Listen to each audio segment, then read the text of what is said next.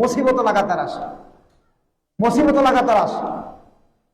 হযরত আবু হুরায়রা রাদিয়াল্লাহু আনহু থেকে বর্ণিত, নবীজি আলাইহিস সালাতু ওয়াস সালাম বর্ণনা করেছেন যে লা তাকুমুস সাআ, কিয়ামত ততক্ষণ পর্যন্ত সংঘটিত হবে না যতক্ষণ পর্যন্ত হাত্তা ইয়াকসুরু আয-জালাজিল, যতক্ষণ পর্যন্ত এই ভূমিকম্পগুলো অধিক হারে পৃথিবীতে প্রকাশ না পাবে। নাউযুবিল্লাহি মিন যালিক। তার মানে কিয়ামতের আগে যত কিয়ামত কাছাকাছি হবে তত ভূমিকম্প পৃথিবীতে বেড়ে যাবে। শুধু এই দেশে নয়, সব জায়গাতে পারবে। বাংলাদেশে যে সমস্ত এলাকাগুলো ভূমিকম্পের জন্য বেশি আপনার উপযুক্ত বা বেশি ভূমিকম্প হওয়ার সম্ভাবনা, তার মধ্যে গাজীপুর একটা, টাঙ্গাইলের আমাদের মধুপুর একটা। এই সমস্ত এলাকাগুলো বিপজ্জনক, বিপজ্জনক। এই মসজিদের 3 তলা ফাউন্ডেশন, এখানে অনেক ফাউন্ডেশন করার কথা ছিল, নিয়ত ছিল, কিন্তু তারা করতে পারে নাই। সল টেস্ট করেছে, এটার মাটি খুব একটা ভালো না, যার কারণে 3 তলার উপরে হয়তো করা যাবে না। এগুলোর কারণ কি? কারণ কিছু কিছু জায়গা আছে, এগুলো খতরনাক জায়গা। আর এই জায়গাগুলো যাই থাকুক না কেন, এই জায়গার বসবাসরত আমরা যারা আছি, এই এলাকার নিবাসী যারা আমরা, স্থায়ী বা অস্থায়ী, দেখতে হবে এই জমিনটা ঠিক রাখার জন্য আমার আপনার ঈমান এবং আমল। আমি আপনি যদি গান বাজনায় লিপ্ত থাকি আর প্রত্যেক শুক্রবার এক একটা করে গানের আয়োজন করি, আর আপনার এই ডিজে গানের তালে তালে আশেপাশের মানুষের ঘুম হয় না, শান্তিতে থাকতে পারে না, বিল্ডিং মনে হয় নাড়াতাড়া দিয়ে ওঠে, তাহলে আপনি কি আশা করেন? কি আশা করেন আপনি? আমি আজকে আল্লাহর আযাব থেকে নিরাপদ হয়ে গেছি। আল্লাহ রাব্বুল আলামিন কোরআনুল কারীমের মধ্যে আমার আপনার চেয়েও শক্তিশালী, আমার আপনার চেয়েও বেশি টেকনোলজি যাদের ছিল, বুদ্ধি বিবেক ছিল, এমন কয়েকটা জাতি সম্পর্কে আল্লাহ পাক কোরআনে আলোচনা করেছেন, ইতিহাস শুনিয়েছেন আমাদেরকে। তোমরা কি জানো যে আগের মানুষের অবস্থা কি ছিল? আল্লাহ বলছেন, ওয়া ইলা ثمود أخاهم صالحا قال يا قوم اعبدوا الله ما لكم من إله غيره قد جاءتكم بينة من ربكم। আল্লাহ পাক বলেন, স্মরণ করো এমন একটি সময়ের কথা, যেই সময় আমি আল্লাহ পাক রব্বুল আলামিন একটা জাতি বানিয়েছিলাম। এই জাতি অবস্থা ছিল কেমন? জাতি দাবি করত পৃথিবীতে যত মানুষ আছে তাদের মধ্যে তারা শক্তিশালী, দৈহিক গঠন তাদের অনেক উচ্চতা ছিল, শরীরে প্রচুর পরিমাণে প্রচন্ড শক্তি ছিল, আল্লাহ দান করেছিলেন। এমন শক্তি আর এমন মেধা তাদেরকে আল্লাহ দিয়েছিলেন।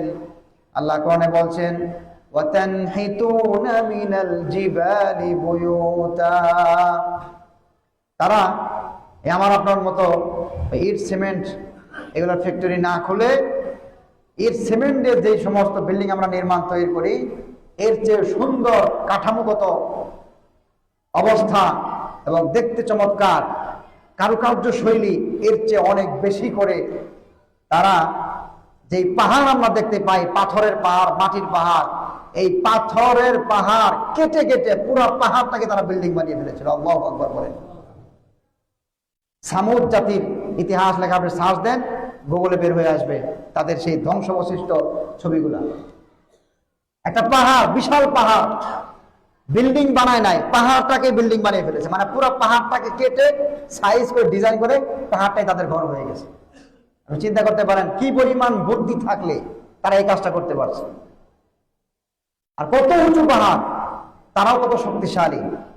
পাহাড়টাকে কেটে এটার মধ্যে ডিজাইন করেছে তারা। এটার দরজা, জানালা, নকশা, ভিতরগত বহিরাগত যত রুম দরকার সব রুম এখানের মধ্যে তারা বানিয়ে ফেলেছে। এরকম শক্তিশালী আর বুদ্ধিমত্তাশীল একটা জাতি ছিল এই সামুদ জাতি। তো এই সামুদ জাতির কাছে আল্লাহ পাক বর্ণনা করছেন, আমি সালেহ আলাইহিস সালাতু ওয়াস সালাম তাদেরই একজন, অর্থাৎ তাদের মধ্য থেকে একজনকে আমি বাছাই করে নবী বানিয়ে দিলাম, যার নাম ছিল সালেহ। নাম ছিল কি? সালেহ আলাইহিস সালাতু ওয়াস সালাম। এখনো আপনি তায়েফের ওদিকে গেলে মাদিয়ানে সালেহ একটি জায়গা পাবেন, যেখানে এই পাহাড় কেটে কেটে যে ঘর বানিয়েছিল এগুলোর কিছু কিছু ধ্বংসাবশেষ এখনো বিদ্যমান আছে। আপনি দেখলে অবাক হয়ে যাবেন যে কিভাবে এটা তারা করেছে, কিভাবে তারা এটা নির্মাণ করেছে। রাজপ্রাসাদ বানিয়ে ফেলেছে পুরো পাহাড়টাকে। তো মাদিয়ানে সালেহ এগুলো দেখা যায়। আল্লাহ পাক রব্বুল আলামিন এই জাতির মধ্য থেকে একজনকে নবী বানালেন, আর তিনি মানুষকে দাওয়াত দিলেন, বললেন ইয়া কওমি, হে আমার জাতি, উবুদুল্লাহ, আল্লাহর আনুগত্য করো, আল্লাহর ইবাদত করো, অন্য কারো ইবাদত করো না। মা লাকুম মিন ইলাহিন গায়রু, আল্লাহ ছাড়া ইবাদতের উপযুক্ত পৃথিবীতে কেউ নাই, একমাত্র আল্লাহর ইবাদত করো, তার হুকুম মেনে চলো। যখন এই দাওয়াত সালেহ আলাইহিস সালাতু ওয়াস সালাম তাদেরকে দিলেন, দেওয়ার পর তাদের মধ্য থেকে গরিব মানুষ যারা, দুর্বল শ্রেণীর মানুষ যারা, এই সমস্ত দুর্বল মানুষেরা, গরিব মানুষেরা সালেহ নবীর প্রতি ঈমান এনে তারা মুমিন হয়ে তারা বিশ্বাসী বান্দা হয়ে গেল। আর যে সমস্ত মানুষেরা ধনী ছিল, গায়ে পায়ে শক্তি বেশি ছিল, এই সমস্ত বুদ্ধিজীবীরা তারা খোরা যুক্তি দাঁড় করালো, বলল সালেহ তুমি তো নবী, এটা আমরা বিশ্বাস করি না। নবী যে এটাই বিশ্বাস করে না, তো আল্লাহকে কি আর মানবে? আল্লাহ যাকে পাঠিয়েছেন তাকে অস্বীকার করে দিল, অস্বীকার করে দিল। কাযযাবাত সামুদ ওয়া আদুম বিল কারিআ। আল্লাহ পাক কোরআনে এদের বিভিন্ন সূরায় এদের অবস্থাগুলো বর্ণনা করেছেন। যখন অস্বীকার করলো, আল্লাহ পাক রব্বুল আলামিন তখনও শাস্তি দেয় নাই। তবে সালেহ আলাইহিস সালাম তাদেরকে আল্লাহর পক্ষ থেকে যখন ঈমানদার না হলো, তাদেরকে ভীতি সংবাদ শোনায় দিলেন, দেখো আমার কথা মানছো না, আল্লাহকে বিশ্বাস করছো না, অচিরে শাস্তিতে তোমরা গ্রেফতার হয়ে যাবে, পাকড়াও হবে, তোমরা শাস্তি দেওয়া হবে তোমাদেরকে। যখন শাস্তির কথা বললো, এরা তো মনে করেন যে আরো হাসি মজাক শুরু করে দিল, যে আরে কি বলে এই সমস্ত, এই হুজুরে কি কয়, আমরা সব নিয়ন্ত্রণ করি, পুরা সমাজ জাতি আমাদের হাতের, হ্যাঁ, এক তুরুকে চলে, ইশারায় চলে, আর এই নবী এই হুজুর আমাদেরকে ভয় দেখায়। আরো হাসাহাসি শুরু করেছে, হাসাহাসি শুরু করেছে। বর্তমান সমাজে যদি এখানে এই মহল্লাতেই মনে করেন যে কোথাও গান বাজনা হচ্ছে, আমি যদি গিয়া বলি যে গানটা বন্ধ করেন, আমার মনে হয় হাসাহাসি ছাড়া আর কিছু হবে না। আরে হুজুর হয়েছে, খাই আর গান পায় না, আপনি মসজিদে যান, এখানে আসার কি দরকার আপনার? আপনি কি নেতা? বলবে কি বলবে না? এরকম তখনও বলছে যে আরে এটা নিয়ে আপনাকে এত মাথা ব্যথা, সমাজে কি হইলো না হইলো এটা আপনারা তো কি আলোচনা করার দরকার? আপনি হ্যাঁ, নামাজ পড়লে কি সোয়াব, সুবহানাল্লাহর কি ফজিলত, আলহামদুলিল্লাহ কি ফজিলত, এগুলো খালি করবেন আপনি। এই সমাজে বলা মানে একটু গান বাজাতে করবে, এটা একটু মেলা বসবেই, 1 মাস পর্যন্ত মানুষের ঘুম নষ্ট করবেই, বাচ্চারা শিশুরা কান্নাকাটি করবে, ঢোলের আওয়াজে তাদের ঘুম ভাঙানো হবে, এটা চলবেই, এটা আমাদের সমাজ, এই সমাজ এইভাবেই চলে। আপনি আমাকে এই ধমক দিয়ে দিতে পারেন, এই ক্ষমতা আল্লাহ আপনাকে দিয়েও দিল মনে করেন, কিন্তু আমি আপনাকে শোনা দিলাম যে দেখেন এগুলো কইলেন না আল্লাহর রাস্তায়, আমার ক্ষমতা নাই বন্ধ করার, আমার বলার ক্ষমতা আছে, বলে দিলাম। যদি মানেন তো আলহামদুলিল্লাহ, যদি না মানেন এটা যেন শাস্তির অপেক্ষা করেন। এই শাস্তির একটা প্রমাণ হচ্ছে আজকের এই ভূমিকম্প। মানা না মানে আপনাদের বিষয়, আমরা বলি চিল্লাই মেম্বারে বসে বসে, এটা আমাদের দায়িত্ব, না বললে আল্লাহর কাছে ধরা খাইতে হবে, এই জন্য বলে দিই। এখন আপনি যদি আমাকে নিয়ে উপহাস করেন, আরে হুজুরের মাথা খারাপ, কত হুজুর দেখলাম গেল আইলো, খালি বেশি মাস্তানি করে, আপনি আমাকে বলতেই পারেন, কিন্তু এই গালি আর এই উপহাস এটা আজকে নতুন নয়। আমাদের আগে হাজারো বছর আগে যারা কত হয়ে গেছে, সেম কাহিনী ঘটেছে। যখন সালেহ নবী দাওয়াত দিলেন, হাসাহাসি করলো তারা, উপহাস করলো তারা। এরপরে এক পর্যায়ে গিয়ে বললো, হে সালেহ, তুমি যে খালি আমগরে আযাবের ভয় দেখাও, তো একটু দেখাই দাও না কেন? তো নবী আরো কষ্ট পেতেন, কারণ আযাব তো আর নবীর হাতে না, এটা দেওয়ার মালিক কে? শান্তি দেওয়ার মালিকও আল্লাহ, শাস্তি দেওয়ার মালিকও কে? আল্লাহ। তো আল্লাহ তাআলা মানুষকে সুযোগ দেন, ছাড় দেন, কি দেন? ছাড় দেন, একবারে ছেড়ে দেন না যে পয়সা গেলে গা, এরকম কোনো সুযোগ নাই, ছাড় দিবে। আপনি আজকে গুনাহ করেছেন, আমি গুনাহ করলাম, একটু ছাড়। একদিন 2 দিন গুনাহ করতে করতে দেখবেন ইবাদতের মধ্যে আর মজা লাগতেছে না, মন বসতেছে না, ইবাদত থেকে দূরে, মসজিদ থেকে দূরে, হুজুর দেখলে পরে ভয় লাগে। এবার এমনি খুব খাতির, হঠাৎ করে হুজুরের সামনে নাই, কেন? সে দুনিয়ার মধ্যে এমন ভাবে লিপ্ত হয়েছে, হুজুরের সামনে চেহারা দেখাইতে গেলে তার খারাপ লাগে। মানে ইবাদত থেকে যে তার মনটা উঠে যাচ্ছে, এগুলো তার প্রাথমিক আলামত। হুজুর দেখলে খারাপ লাগবে, মসজিদ দেখলে খারাপ লাগবে, এখানে আসলে তার খারাপ লাগবে, টাইম হিসাব করবে, হ্যাঁ, উজবিজ একটা ভাব থাকবে, বৃষ্টি নামলে দৌড়ে যাবে দরজার কাছে, ওখানে অপেক্ষা করবে, কিন্তু 2 রাকাত নামাজ পড়বে না। এটা হচ্ছে ইবাদতে মন নষ্ট হওয়ার আলামত। কি বলেন? এখন যখন বৃষ্টি নামে নামাজ শেষে আমরা কি মসজিদের ভিতরে থাকি না বাইরে যাই? কারণ কি? অপেক্ষমান যে কখন বের হবো, দেখতেছি বৃষ্টি, ভিজে ভিজে দৌড়। কি কাম? মোবাইলে একটু টিপতে হবে, গুরুত্বপূর্ণ কাম। আমি একটা পোস্ট দিয়েছিলাম, কয়জনে লাইক করছে চেক দিতে হবে। এই কোনো কাম নাই, মানে ইবাদত থেকে মন উঠে গেছে, ইবাদত থেকে মন উঠে গেছে। যখন এইভাবে উঠে যায়, মানুষ নষ্ট হয়, তাহলে আল্লাহ পাক সতর্ক করেন। তো সালেহ আলাইহিস সালাম সতর্ক করলেন, সতর্ক মানে নাই। পরিশেষে তারা চ্যালেঞ্জ করলো সালেহ নবীর সঙ্গে, সালেহ শোনো, তুমি যে নবী দাবি করো, এটা প্রমাণ কি, দলিল কি? আমরা তো বিশ্বাস করি না তুমি যে নবী, এটা আমাদের মনে হয় না, বিশ্বাস হয় না, দলিল দেখাও। দলিল কি দেখাবো? এই জাতি বলল যে এক কাজ করো, এই যে পাহাড় দেখা যায়, এই পাহাড় থেকে একটা গর্ভবতী একটা উট বের করে দেখাও। চিন্তা করেন কি কথা! যদি বলতো যে একটা উট কিনো, এখান থেকে আর একটা বাচ্চা হয় কিনা দেখি, সামঞ্জস্য ছিল। কিন্তু উট বার করতে বললো কোন জায়গা থেকে? কথা বলেন না কেন? পাহাড় থেকে উট বার করতে বললো, তাও কিরকম উট? গর্ভবতী একটা উট বার করতে বললো। তো যেই আল্লাহ উট থেকে উট জন্ম দেওয়াতে পারেন, সেই আল্লাহ পাহাড় থেকেও জন্ম দেওয়াতে পারেন কিনা? এই ক্ষমতা তার আছে না নাই? যখন চ্যালেঞ্জ করে বসলো জাতি, হযরত সালেহ আলাইহিস সালাম দোয়া করেন যে আল্লাহ, আমার এই জাতি আমাকে বিশ্বাস করছে না যে আমি তোমার পক্ষ থেকে প্রেরিত রাসূল, আমি তো তোমার পক্ষ থেকে দাওয়াত দিচ্ছি। এখন আল্লাহ, এই প্রমাণ যদি দেখাতে না পারি, তাহলে আমি তোমার পক্ষ থেকে আমি মিথ্যুক রাসূল, মিথ্যুক নবী হিসাবে বিবেচিত হব। তো আল্লাহ তুমি এটা দেখায় দাও। আল্লাহ সুবহানাহু ওয়া তাআলা সালেহ নবীর দোয়ার সঙ্গে সঙ্গে এই পাহাড় থেকে একটা হামেলা গর্ভবতী একটা উট বের করে দিলেন। সুবহানাল্লাহ! এটাকে বলা অলৌকিক, মানে যেটা সম্ভব না, অসম্ভব কিছু কাজ। এই উট চলে আসলো। এখন এটা দেখতে একটু অদ্ভুত টাইপের, কি বলেন? একটু অদ্ভুত হবে না? স্বাভাবিক উটের চেয়ে এটা একটু আরেক রকম। এই উটনি যখন আসলো, এই উটনি যখন পানি পান করে, অন্যান্য মানুষের যে উটগুলো আছে, এগুলো একটু এটাকে দেখে হয়তো একটু অন্যরকম ভাব তাদের মধ্যে চলে আসছে, বা যে কোনো ভাবে তারা বললো যে পানি কিভাবে পান করবে। তখন তো পানি সব জায়গায় থাকতো না, একটা কুয়া থাকতো, সেখানে গিয়ে সব জাতির মানুষের উটগুলা গিয়ে পানি পান করত। তো সালেহ আলাইহিস সালাম বন্টন করে দিলেন যে দেখো, এই উট যেদিন পানি পান করবে এই কুয়া থেকে, সেদিন তোমাদের কারো উট নেই এখানে এসে পানি পান করতে পারবে না। বুঝে আসছে? একদিন এই উটনি পান করবে, আরেকদিন তোমাদের উটনিগুলো পান করবে। এর কয়েকটা কারণ থাকতে পারে, তার মধ্যে একটা কারণ পাওয়া যায় যে এই উটনি যেদিন পানি পান করত, তখন এই কুয়ার যত পানি আছে, কূপের সব পানি সে পান করে ফেলতো। আল্লাহু আকবার! আর এটা তো অলৌকিক উট, এটা তো সাধারণ কোনো উট না, এটা অদ্ভুত একটা কিছু। আবার তার খাওয়াটা যেরকম, তার দেওয়াটাও এরকম। এই উট যখন এদের থেকে দুধ দোয়ানো হতো, এই উটনির দুধ দিয়ে পুরো জাতির পেট ভরে যেত। সুবহানাল্লাহ!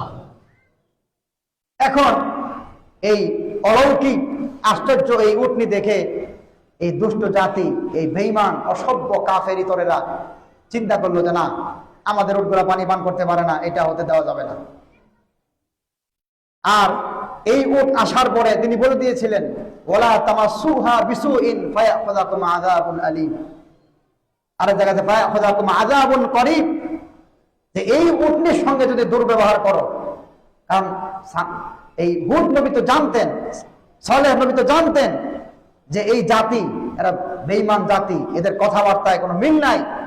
আজকে তারা আমার নবুয়তির প্রমাণ স্বরূপ প্রমাণ চাইলো পাহাড় থেকে উটনি বের করে দেওয়ার। এটা বের করে দেওয়ার পরে না জানি তারা এই উটনির সঙ্গে আবার কোন আচরণ করে। কারণ আমি আল্লাহ নবীর সঙ্গে যা ব্যবহার তারা করছে, মুখের উপর কথা বলছে, মিথ্যক বলছে, গালি দিচ্ছে, এই জাতি এই উটটাকে যে কি করে, তিনি আগে বলে দিলেন দেখো, এর সঙ্গে দুর্ব্যবহার চলবে না। এই উটের সঙ্গে খারাপ কোনো আচরণ করবা না, এর গায়ে হাত তুলবা না, নিষেধ করে দিলেন। যদি করো তাহলে তোমাদের শাস্তি আসবে। প্রথম কালেমার দাওয়াত দিয়েছেন, দাওয়াত মানে নাই। তিনি সত্য নবী কিনা প্রমাণ চেয়েছেন, আল্লাহ প্রমাণ দিয়েছেন, তারপরেও তারা ঈমান আনে নাই। এরপরে যেই উট আসলো, এই উটনির সঙ্গে দুর্ব্যবহার শুধু করে ক্ষান্ত হয় নাই, তারা এটাকে কুপিয়ে একদিন হত্যা করে ফেললো। নাউযুবিল্লাহ মিন যালিক।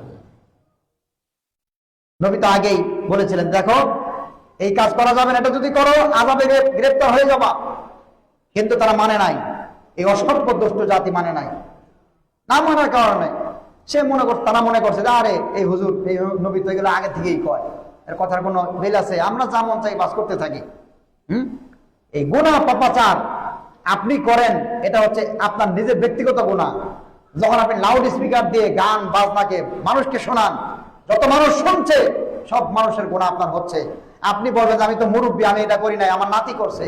আরে বুড়া, তোমার কারণে তোমার নাতি এটা সুযোগ পাইছে।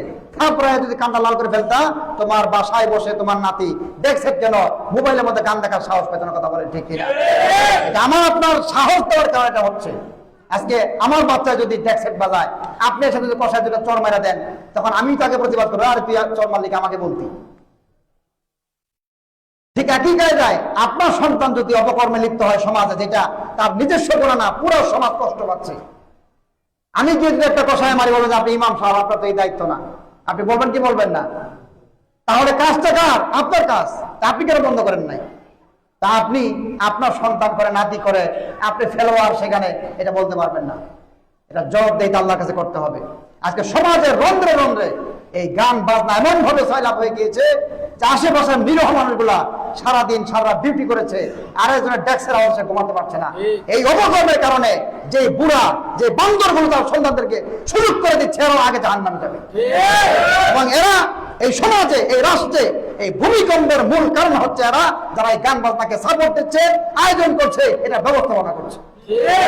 হোক সে নেতা, হোক সে সমাজ প্রতিনিধি, সে যে হোক না কেন, আপনি বসে বসে ওই আয়োজন সে আয়োজন করবেন, আর সমাজের মধ্যে ভূমিকম্প হবে, মানুষ বিল্ডিং এর নিচে চাপা পড়ে মারা যাবে।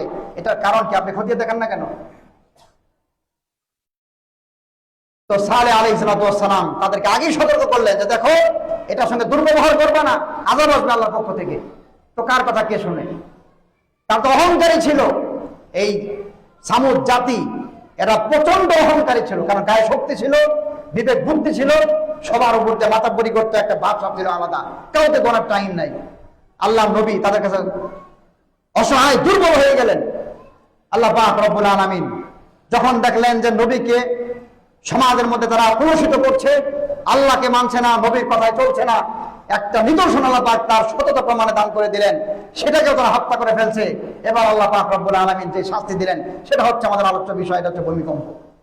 আল্লাহ রব্বুল আলামিন জমিনকে বলে, জমিন একেবারে ঠিক থেকো না, জমিন কেঁপে উঠলো, আসমান থেকে এক বিকট আওয়াজ আসলো। তাফসীরে লিখেছে যে হয়তো বা কোনো ফেরেশতা আল্লাহ পাক পাঠিয়ে দিয়েছে, জোরে চিৎকার মেরেছে, এমন আওয়াজ হয়েছে তারা ঘর থেকে বের হতে পারে নাই।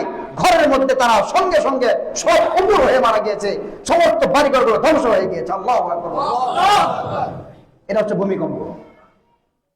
তো নবীজি বলেছেন, আবু হুরায়রা থেকে হাদিসটি বর্ণিত, যে কিয়ামতের আগে এইভাবে অসংখ্য ভূমিকম্প যতক্ষণ না হবে কিয়ামত হবে না। তার মানে কিয়ামতের পূর্ব আলামত হচ্ছে এই ভূমিকম্প হওয়া। আজকে আপনি যদি ভূমিকম্প থেকে বাঁচতে চাই, ওই কি বলে RSM রড দিয়ে বিল্ডিং নির্মাণ করলে ভূমিকম্প থেকে বাঁচা যাবে না। ওই চায়নারা যত মিথ্যা আর বিবৃতি দিয়ে কথা বলুক না কেন যে আমাদের এই রড গুলো ভূমিকম্প প্রতিরোধ ক্ষমতা রাখে, নাউজুবিল্লাহি মিন যালিক। আল্লাহর আযাবকে পাল্টাবার ক্ষমতা পৃথিবীর কোন চায়নাওয়ালাদের নাই। কথা বলেন ঠিক কিনা? এর থেকে বাঁচতে হবে, আমার আপনার সোচ্চার হতে হবে। সমাজের রন্ধ্রে রন্ধ্রে থেকে দুর্নীতি, দুঃশাসন, গান বাজনা, জেনা, ব্যভিচার, এগুলোকে বন্ধ করতে হবে। যদি এটা বন্ধ করতে পারি, তাহলে আল্লাহ আপনাকে আমাকে এই ভূমিকম্প থেকে নাজাত দিবেন। বলেন সুবহানাল্লাহ। মুহতারাম হাজিরিন, এই ভূমিকম্প এখন মাঝে মাঝে দেখা দিচ্ছে, আর এটার কারণ হচ্ছে আমার আপনার ঈমান এবং আমলের খারাপ হওয়া। করণীয় কি? করণীয় হচ্ছে, আল্লাহ নবী সাল্লাল্লাহু আলাইহি সাল্লাম ভূমিকম্পের নির্দিষ্ট কোনো দোয়া বলেন নাই, তবে আসমানি জমিনি গজব যখন দেখতেন বিভিন্ন দোয়া তিনি পাঠ করতেন। তার মধ্যে একটা হচ্ছে আল্লাহুম্মা ইন্নী আসআলুকাল আফওয়া ওয়াল আফিয়া, বলেন আল্লাহুম্মা ইন্নী আসআলুকাল আফওয়া ওয়াল আফিয়া। হে আল্লাহ, আমি আপনার কাছে সুস্থতা এবং ক্ষমা চাচ্ছি। এটা একটা দোয়া। আরেকটা দোয়া তিনি বলতেন, আল্লাহুম্মা লা সাহলা ইল্লা মা জাআলতাহু সাহলা। হে আল্লাহ, কোনো কিছু সহজ নয়, তবে তুমি যা সহজ করে দাও। বুঝেন নাই? তিনি যদি সহজ না করেন কোনো কিছু সহজ হবে না। আরেকটা কাজ তিনি করতেন, ইস্তেগফার করতেন, আস্তাগফিরুল্লাহ ওয়া আতুবু ইলাইহি। যে আল্লাহ, তোমার কাছে ক্ষমা চাচ্ছি। তো আজকের এই ভূমিকম্প, এটা থেকে শিক্ষা হচ্ছে আমাদের এই ভূমিকম্প ঠেকাবার জন্য যেই কাজ, সেটা হচ্ছে আমলকে পরিশুদ্ধ করা, গুনাহ থেকে বেঁচে থাকা, সমাজকে গুণামুক্ত একটা সমাজ উপহার দেয়া। এরপর যদি কখনো ভূমিকম্প হয়, এটার তিনটা কারণ হতে পারে। আল্লাহ হয়তো সতর্ক করছেন, অথবা আযাব দিচ্ছেন, অথবা আমাকে আপনাকে গুনার কারণে দূরে সরে যাওয়ার কারণে আবারও আল্লাহর ইবাদতের দিকে আহ্বান করছেন। সুবহানাল্লাহ বলেন। এই তিন কারণ হতে পারে। তো আজকে যেটা আমার মনে হয় আল্লাহ সতর্ক করলেন যে, হে গাজীপুরবাসী বা বাংলাদেশের অধিবাসীরা, তোমরা যেই হারে গুনাহ আর পাপাচার করছো, একটু ফিরে আসো। না হয় একটু আমি স্যাম্পল দেখালাম, আমি শুনেছিলাম, মনে হলো যে এরকম শুরু হয় একবারে এত ঝাঁকুনি, আমি মনে হয় আমার বয়স আমি এত বড় ভূমিকম্প দেখিনি। আজকে এত বড় একটা ভূমিকম্প গেছে। আমার বাড়ি আমাদের তাড়াতাড়ি বাচ্চা নিয়ে বাইরে যান, গেঞ্জি পরা অবস্থায়, যে হুজুর নাই, ইমাম খেয়াল নাই, বা টুপি ছাড়া গেঞ্জি পরা মাঠে নেমে বসছে। আল্লাহর গজব যখন আসে তখন সেখানে থাকতে হয় না। এই সামুদ জাতিকে আল্লাহ ধ্বংস করে দেওয়ার পর বলছেন যে, তোমরা, নবীজি বলছেন, হাদিসের মধ্যে আসছে যে যখন এই সামুদ জাতির কাজ দিয়ে তোমরা যাও, সেখানে তোমরা ঢোকবা না। কারণ সেখানে যদি ঢোকো, তাদেরকে যেই জায়গায় ধ্বংস করে দিয়েছে আল্লাহ, ওই জায়গায় নারাজ হওয়ার কারণে তোমাদেরকে ধ্বংস করে দিতে পারেন। নাউজুবিল্লাহ মিন যালিক। তবে যদি সেখানে যাও, একটা শর্ত আছে, সেটা কি? তোমরা কন্দনরত অবস্থায় আল্লাহর কাছে কাঁদতে কাঁদতে যাও যে, আল্লাহ আমাদেরকে গজব দিও না। গজবের জায়গা আজকে আমরা দেখতে যাই, এটাও নিষেধ।